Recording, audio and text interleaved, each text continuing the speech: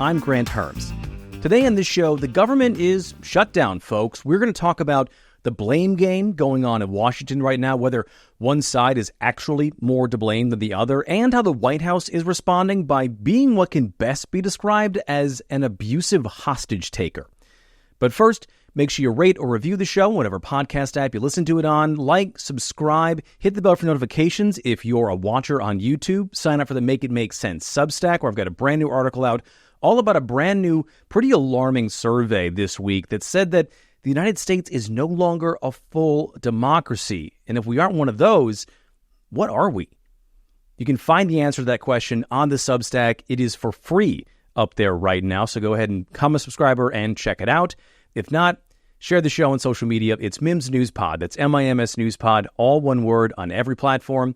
I am at Granthermes on Twitter and Bluesky, and at Granthermes TV on everything else. All right, let's get on with the show. Today's episode is brought to you by Distill Union. Founded in 2011, Distill Union crafts everyday essentials like wallets, key organizers, phone cases, and stands, believing that less is more makes good design. They've earned a reputation for creating problem-solving products that are both intuitive and elegant.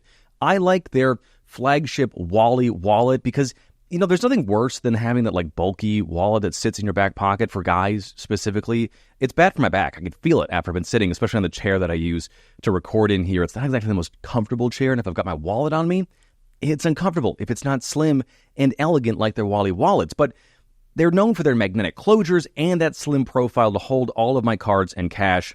I love them. And they just launched a Kickstarter for brand new mag-lock belts. I don't know exactly what that means, but it kind of sounds cool as hell.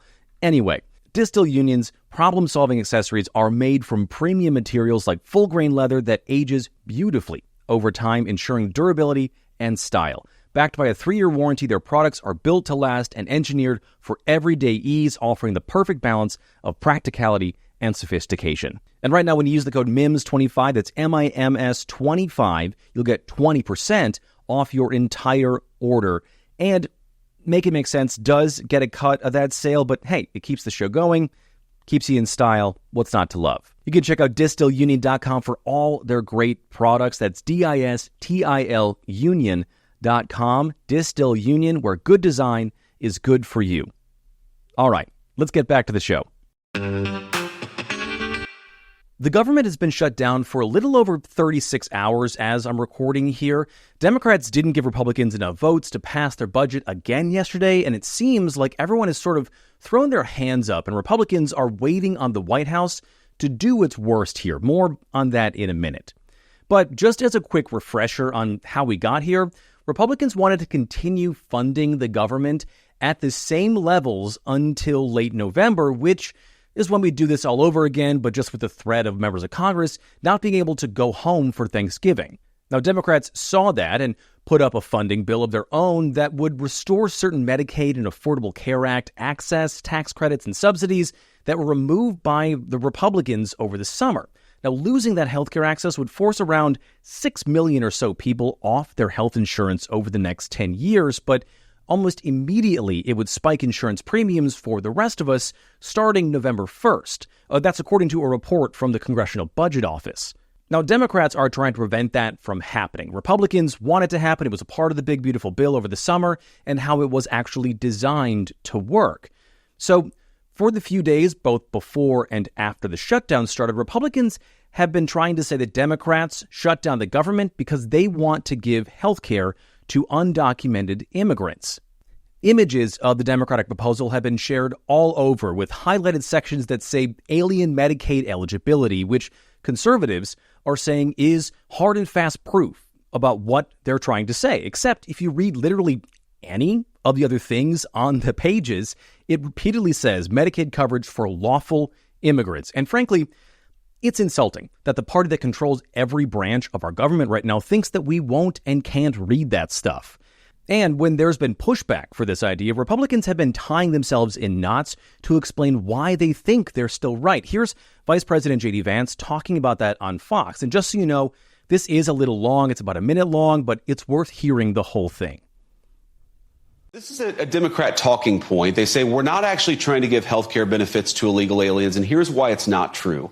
There are two Biden-era programs that explicitly gave the taxpayer health care money to illegal aliens that we turned off when President Trump took over in January. Program number one is there's a lot of emergency health care at hospitals that are provided to illegal aliens. That was funded by the federal government. We turned off that funding because, of course, we want American citizens to benefit from those hospital services, not to be taxed and then to have those hospital services go to illegal aliens.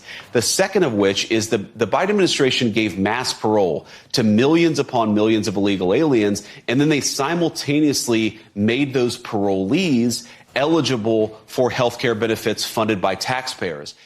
So the vice president is just lying about the aims of Democrats here. First of all, to Vance's point about having ERs turn people they think are undocumented away, it's federal law that emergency rooms cannot turn someone away who's in an emergency. That was signed into law by Ronald Reagan, not famously a liberal dude.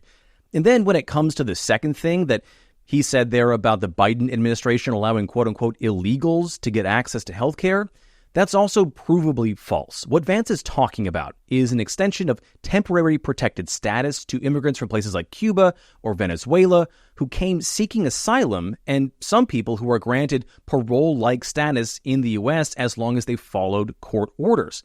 Now, this notion that these people aren't legally in the U.S. is just not true. It's a lie. They were granted lawful status by the courts under federal law. Now, this is the same lie that Vance told back in the debate just a year ago now, almost, and is how we got the they're eating the cats, they're eating the dogs thing. Vance and the Trump administration don't agree with the policy matter of the Biden administration, but it's been upheld by courts. And now the Trump administration considers that to be a legal sleight of hand instead of people following the law. Now, the administration has moved to strip that legal status from asylum seekers, refugees, and those with protected status, but nearly all of those actions are currently tied up in the courts, meaning they're still lawful. And Vance calling those people illegals is another branding exercise for the administration, like the Gulf of America or the Department of War or DOGE. But let's take a step back here and actually talk about the idea that undocumented immigrants, by any definition, can be on Medicaid or the ACA. The fact of the matter is, they can't. Undocumented immigrants aren't eligible for either of those things. There are state-level programs in 38 states, Republican and Democrat, that mostly treat pregnant women, children, and seniors, but those things are funded by their states, even if they're a part of a budget that includes federal taxpayer dollars. And people can disagree about those programs, whether they want them or not, but that's not really at stake here or what this shutdown is about. So that response about the Democrats causing the shutdown because they want to give health care to people who Republicans don't think deserve it hasn't worked well, or at least certainly not as well as the White House would have liked it to, even though they're still saying it and are posting racist videos of Democrats wearing sombreros backed by mariachi music, which is somehow an actual thing that is happening right now.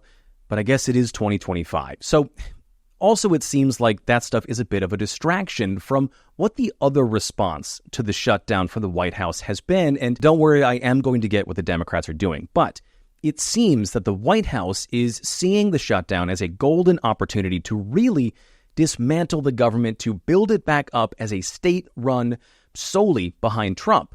Trump himself said it in the Oval Office on Tuesday. So when you shut it down, you have to do layoffs. So we'd be laying off a lot of people that are going to be very affected. And they're Democrats. They're going to be Democrats.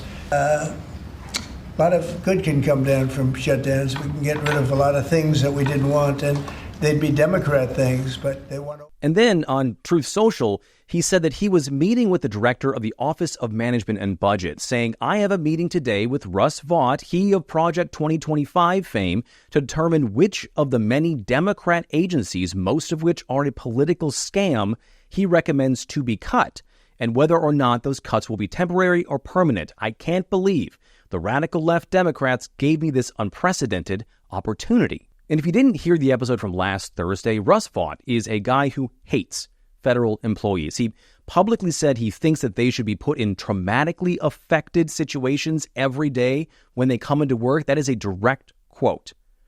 Now, Vought sent out a memo last week telling agencies to get ready for mass firings and said today they would start in a day or two, after he also stopped billions of dollars worth of money meant for public works projects and programs in mostly blue states across the country. It's part of the plan from Republicans both in Project 2025 and the current project to make this shutdown as painful as possible. Oklahoma Senator Markwayne Mullin told the news outlet Notice, quote, "The Democrats chose to shut it down. When they do that, they give the discretion to the President of the United States. They decided to give the power to the president. What he decides to do, they own." That is mob-style governing. Like I said at the beginning, the abusive hostage taker in this situation. It's Trump saying he's going to inflict as much unnecessary harm on the country and then say, I didn't want to do it, but man, these people are just making me abuse you, when it's his party in full control of the government. And now, as a political matter, this is a moment in which he could have chosen to be a real deal maker in chief, someone who can bring sides together, bring Democrats to the table, negotiate, and frankly lead his way out of this, but is instead choosing to not do that.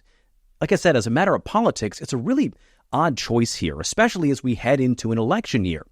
And what's more is the president's plan to fire tens of thousands of federal employees during the shutdown might actually be illegal. There's a law called the Anti-Deficiency Act. And what it says in really simple terms is the government can't spend money that hasn't been approved or accounted for and can't accept voluntary work from people who are otherwise employees. Now, there are exceptions to some of this, like for workers who have to go to work during a government shutdown. They won't get paid then, but they'll get paid after it's over. But if the White House fires those people, it still has to pay them for the time that they worked during the shutdown and would have to pay them severance to those workers, which would be money that hasn't been approved yet because the government doesn't have a budget yet, which is why we're shut down. With me so far? Okay, so that argument is the basis for a brand new lawsuit against the administration and Russell Vought specifically from the public employee union AFS-CME or AFSCME. Now, if the government still fires all those people, they'll still be fired, and it will take a long time to get through the courts, and likely the Supreme Court would side with the president in the end. But outwardly, for Trump and Republicans to say that they want to fire people and cause as much pain as possible when they're in control, but blame the other guys, is going to be a tough sell. And privately, senior leadership has also brought up concerns that this plan could backfire and be illegal, which in this administration, that kind of pushback, even if it's really small, is something, because the hallmark of this second Trump administration has been just how little pushback and how few guardrails there have been on all of these plans. Now, on the other side of the aisle, Democrats are hoping that pushing for health care, one of their top issues, will help them with voters. But some members are already getting cold feet. Several have already started having conversations with Republican leaders, and Republicans need 7 Democrats to vote with them for this thing to pass. 3 already did earlier this week, so Republicans are just looking to peel off 4 more votes. Now, those people would likely come from states that are more rural or where they'll be in a close re-election race, and this could help them win. What's also happening is Democrats have lost faith in their leader, Chuck Schumer. That's been happening for a while now, but in a new article from Wired, it said that while Schumer is trying to use the shutdown to win back confidence, a Democratic campaign consultant actively working with candidates right now said it's a foregone conclusion that Schumer will not be leader after the 2026 election. When another was asked if Schumer had shown any improvement after he was roundly criticized for caving to Trump's demands to not shut down the government back in March, they said, no. And Democratic voters feel that way too. A new poll from Pew Research found that 59% of Democrats disapprove of their congressional leaders right now. That was done last month. And among all voters, a new poll from Quinnipiac said just 30% said they approved of the Democratic Party. That's the lowest approval for the party in 30 years. Now, Republicans aren't much better. Overall, they're at 38% approval, but still higher than Democrats.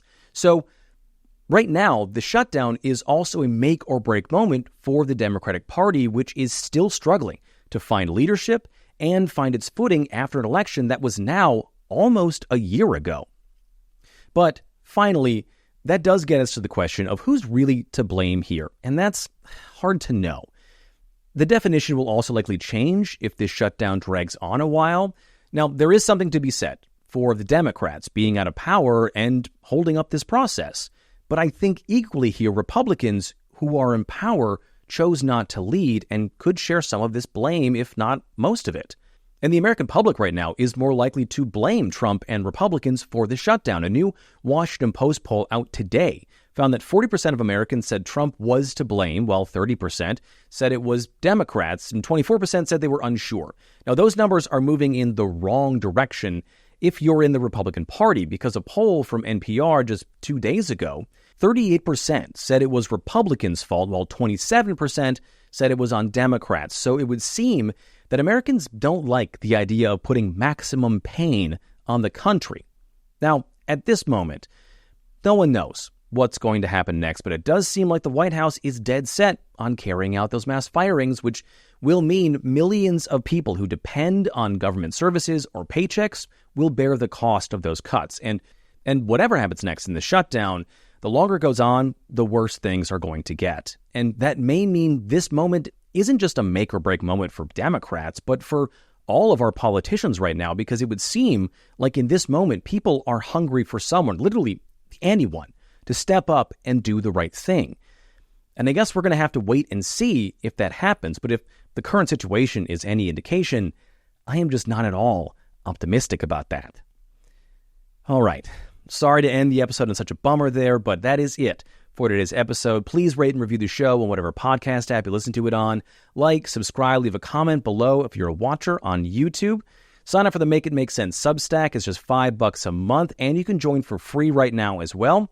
And as always, share the show on social media. It's Mims News Pod. That's MIMS News Pod, all one word on every platform.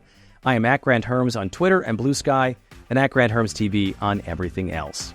Thank you so much for listening today. I'm Granthermes, and I'll talk to you tomorrow.